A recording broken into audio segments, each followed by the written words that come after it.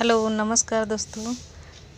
ये देखो हम डिज़ाइन दिखा रहे हैं। ये आगे का गला है, बेल्टदार है, और ये बैक का है। बैक में पान गला बना हुआ है, पान शेप बना हुआ है। पहनने पर सही आएगा, सही ढंग से जब पहना जाएगा तभी आएगा सही से। और ये प्लेट पड़ी हुई हैं ऊपर शोल्डर पे।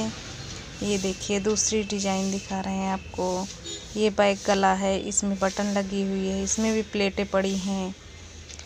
इस तरह से गला आएगा पहनने पे। जब पहना जाएगा तभी सही से आएगा। ऐसे थोड़ा लूज लग रहा देखने में।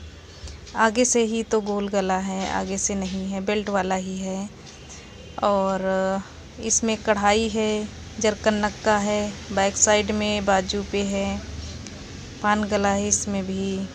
और ये बैक से हुक है, इस तरह से बना हुआ है। बोट नेक में आगे से भी बोट नेक है, पाइपिंग है।